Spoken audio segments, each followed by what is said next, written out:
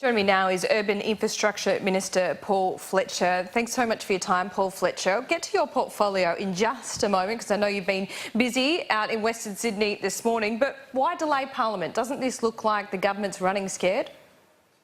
No, there's a very clear reason, as the Prime Minister and the Leader of the House have explained. The Senate is not going to conclude its debate of the same-sex marriage legislation until the 30th of this month.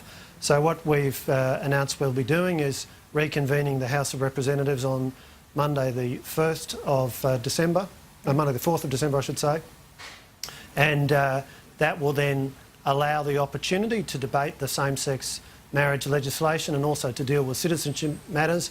It's clear the Australian people rightly expect the Parliament to deal with both of those things.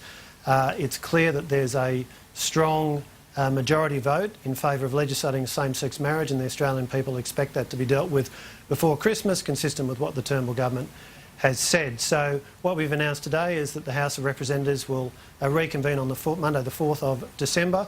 If necessary, we'll sit also in the week beginning the 11th of December, if that's necessary, to get the same-sex marriage legislation through the House of Representatives. And of course we'll also be dealing with the citizenship matters. So members of the House will have until close of business, or I think 8 p.m. on Tuesday the 5th of December to make their declarations, and then that of course will give the House time to determine whether there are any members of the House whose circumstances need to be referred to the High Court. Oh, OK, those two issues are quite serious. The Australian people certainly want to see them dealt with. But are you saying there's no other legislation that the House could consider next week? There's nothing else on the agenda? Look, what I'm saying is we've made it clear that our first priority is to get the same-sex marriage legislation through.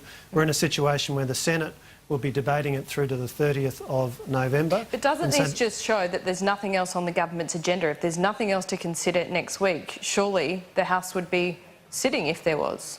No, I don't think it shows that at all. What it shows is that we've got an orderly, systematic way of dealing with the business of government, and a clear priority for the government now is to act expeditiously upon the strong majority view of the Australian people in favour of legalising and legislating same-sex marriage. And so that's what we're going to do, and what we've laid out this morning is a clear and orderly plan to achieve that. The House will sit from Monday the 4th of December, and if necessary, it will also sit in the week beginning Monday the 11th of December to get the job done. So this has got nothing to do with Barnaby Joyce being absent next week because he's still fighting a by-election, and Barry O'Sullivan and other members of the government backbench perhaps threatening to cross the floor to get a banking inquiry up? Nothing to do with that? Well, what it's got to do with is an orderly and systematic plan to move forward on the government's priorities. Now, we've just gone to a national postal vote survey on the question of same-sex marriage. Now, that was roundly criticised by the Greens and Labor, the very same people who are now rightly celebrating the fact that there was a high rate of engagement. Over 80% of the Australian people engaged with that vote. That's a very good thing for civic engagement and for the health of our democracy. It's now important that the Parliament moves expeditiously to take that vote and turn it into legislation. That's what we've committed that we're going to do. Minister, if I could just stick on the banks for a moment though, because Barry O'Sullivan's not the only one concerned about the conduct of banks. I note that David Coleman is conducting a parliamentary inquiry, and that is ongoing. He points to change in that area and affecting change. There's a long list of things that he thinks he has achieved. But I ask you, if Barry O'Sullivan isn't satisfied and other members of the government backbench aren't satisfied, how can you expect the public to be? Well, the point I'd make is that we have a substantial agenda.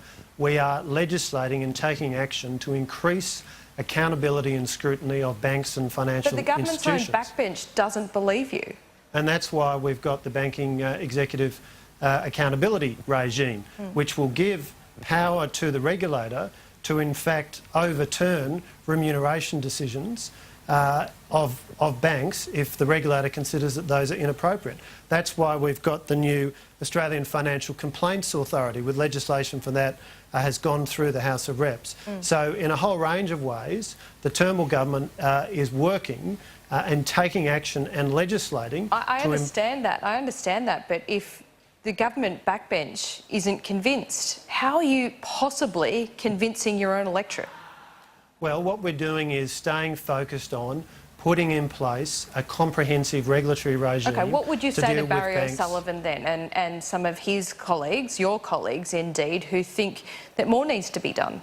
What I'd say is we do have a comprehensive agenda properly in relation to the accountability and scrutiny on banks and financial institutions. For example, Kate Carnell, the Small Business Commissioner, has conducted a review into the small business lending practices of banks. So we're looking at this from a whole range of angles. Of course, we've had the levy on banks as part of the budget this year, which is designed to ensure that banks pay a fair amount for the value of the implicit guarantee that the Australian government provides them. That's a valuable right, and it's important that they pay for it properly. So in a whole range of ways, we have a set of measures designed to ensure proper scrutiny of banks, designed to ensure accountability by banks and financial institutions. Okay. And where there are specific issues, for example, in relation to lending practices to small business, we're pursuing that, for example, through the Kate Carnell inquiry.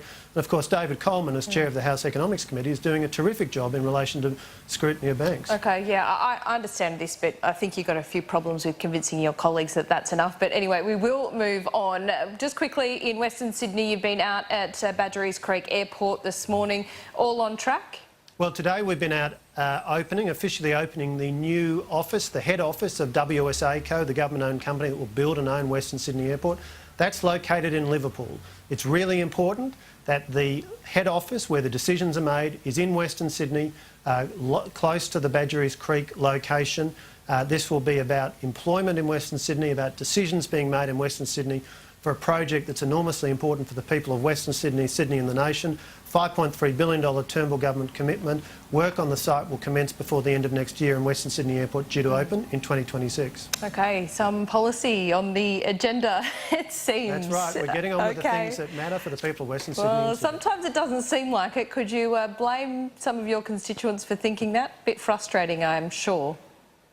Well, the important thing is that we get on with the job. So Maurice Payne and I were there together with the company's chairman and directors, opening this office, and it's getting on with the job of delivering what will be an incredibly important facility for Western Sydney, Sydney and the nation. Okay, Paul Fletcher, thanks so much for your time. Thanks, Laura.